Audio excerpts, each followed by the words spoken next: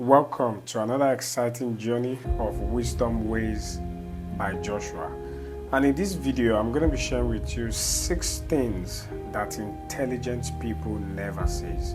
You see, in life, it is not about what happens that matter, but how do you think about it? How do you talk about it? And how do you even include it in your conversation? I remember a popular quote by Eleanor Rosevelt that says that nobody can make you feel anything without your permission. You see, life is full of unforeseen circumstances. We are the one that will look for the joy. We are the one that will look for the lessons and learn. And that makes me remember one of the wisdom from one of the wisest kings in the Bible, in the book of Proverbs. The Bible says that we should guard our heart with all diligence, for out of it flows the issues of life. You know, one thing I've noticed, it is not just about guarding our heart, but we must also guard what we say. We must guard how we say it. We must guard the things we include in our conversation. Still, I'll be sharing with you that intelligent people never say is the statement, I can't. Anytime you say I can't, you are putting a line between yourself and possibility before you even give yourself the chance. So instead of saying I can't, intelligent people ask themselves, how can I? What can I do? Who can help me? When you begin to ask yourself these questions, you begin to open doors. You begin to create possibilities in your life. When you say I can't, you are making predictions into your future. You are telling yourself what you are capable of doing. You are telling yourself you can't do it. The more you tell yourself that story, it becomes a self-fulfilling prophecy. If you tell yourself this word enough time, you begin to believe it. You begin to stop trying. You will stop growing, and you begin to accept limitation as your reality. So when you ask yourself, how can I? You are opening up a world of possibility. You are tapping into your creativity, and you are acknowledging that there might be a way even though you can't see it now. So the greatest inventors in history, Thomas Edison, Nikola Tesla, Benjamin Franklin, all of these people also did not say they can't. They saw possibilities where others saw impossibilities, and that was the reason why they were able to do things that we can use in our world today. So when you tell yourself I can't, it means that you are closing the doors to possibility. Remember never to say I can't in your day-to-day activity. Second statement that intelligent people never say is it's not fair. Of course, life is not fair, and we all know that. But how often we tell ourselves these words matter? This statement puts us in a victim mode. It makes us believe that the world is against us and that there is nothing we can do about it. Intelligent people rather ask themselves, how can I learn from these circumstances? How can I use it to my advantage? And what opportunity is hidden in these challenges? Refuse to dwell on unfairness and see possibilities. It is not fair for everybody. And when you begin to say it's not fair, it's a dead-end statement. It leaves you with no room for growth and action. It's a way of abdicating our responsibility. You see, life will never be perfectly fair.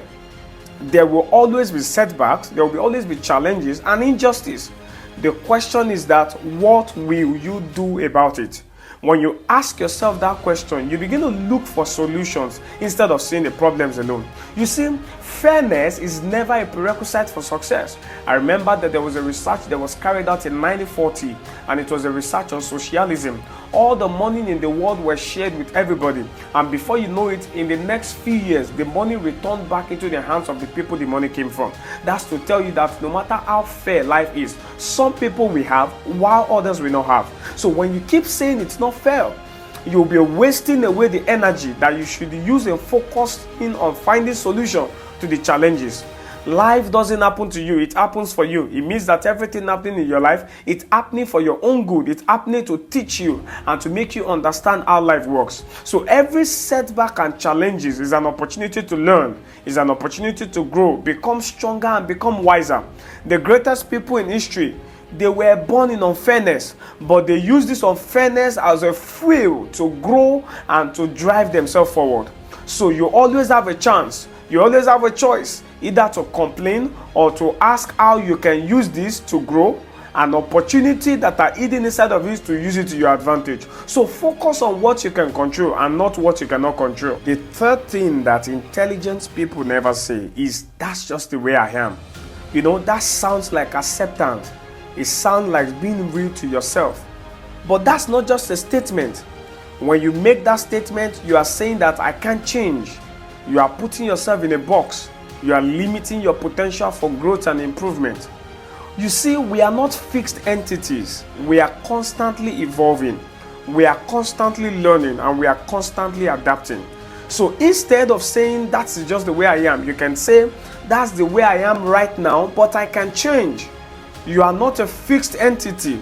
Your personality, your habits, they are not stumbling blocks. They can change. And once you change, everything changes. So you have the power to shape who you are, to develop new skills, to change your habits and behavior. And this change is not just about denying who you are. It is about becoming the best version of yourself. It is about aligning your behaviors with your values and with your goals. It is really who you want to be. It is really about who you become along the process. So ask yourself, is this who I want to be? These habits I have, are they serving me? This behavior, are they serving me? You are the author of your own story. You have the power to rewrite it. You have the power to change any part you don't like. So ensure that you change a part of you that you don't like. It won't be easy, but it's possible.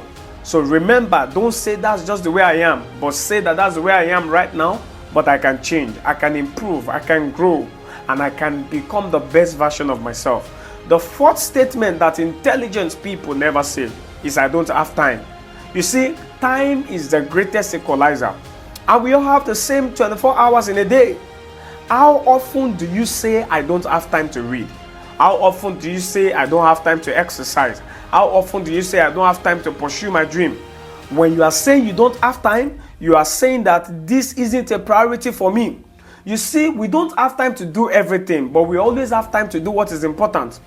Don't hide behind the excuse of time to defend your priorities.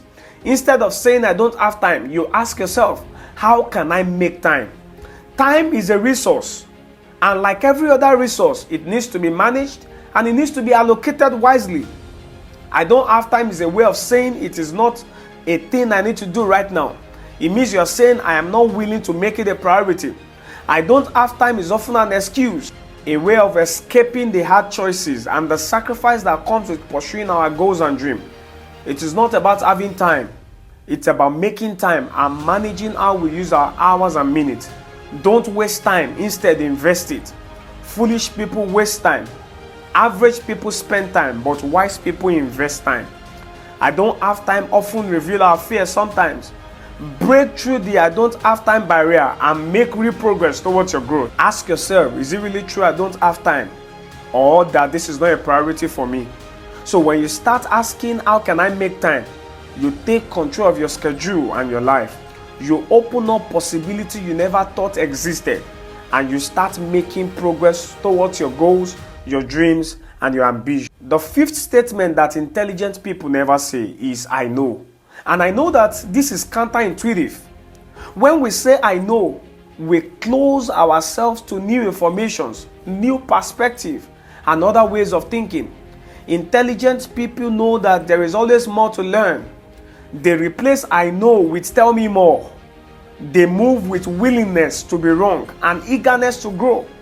Saying I know isn't just projecting confidence, but it shuts doors of communication. Saying I know is often a reflex action because we are quick to say it. It is a way of asserting our competence and protecting our ego, but it's also a conversation stopper that leaves no room for more information and no space for growth. True wisdom lies in knowing that you can't know everything. True wisdom lies in being open to learn anything. Approach every conversation with a beginner's mindset. Don't be afraid to say I don't know or I never thought of it that way. It is not weakness. Knowledge is not fixed. It is not something you acquire once and then you are done, but it is a lifelong journey. The mindset of tell me more, I want to know more, it helps you to truly connect and understand other people. Learn to practice active listening. I don't know is not bad. It is only intellectual honesty. It is a way to learn more. Cultivate a sense of wonder about the world. Read more books, attend more seminars, listen to everybody, and pick out what you need to learn. Be a selective listener. Be like the radio station that you tune until you find the frequency that appeals to you. Be like the radio. Tune yourself until you find the people that you can ask questions and they can tell you what to do. Intelligence is not about having all the answers. It is all about asking the right questions. It is all about being open to new ideas, new perspectives, and new ways of thinking, and about continuous growth and continuous learning. So the 16 intelligent people never say is I give up. Of course, there are times we need to cut our losses and recognize that a particular part is not working and we need to try something else. But that does not mean giving up on our approach. That does not mean giving up on our vision and on our goals. Giving up is admitting defeat. It is closing the doors on possibilities. So instead of saying I give up, you say, what else can I try? What haven't I thought of yet? Who can help me? I give up is the ultimate self-fulfilling prophecy. When you give up, you guarantee failure. You deny yourself the chance to succeed and to grow. Perseverance and resilience is the key differentiators between those who achieve their goals and those who give up on their goals. The true failure is giving up.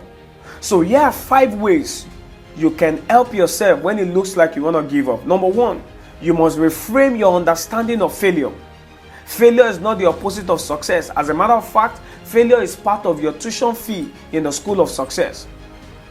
It is how we learn, it is how we grow, and it is how we get closer to our goal. As a matter of fact, if you are not failing, it means you are not trying. It means that you are not improving your approach. So each failure and setback is an opportunity for you to learn. The second thing you can do when it looks like you want to give up is that you must focus on progress and not on perfection. Don't give up because you are not seeing the result. Just like the root of a tree must go down before it sprouts out, is the same way your life also must be built in silence.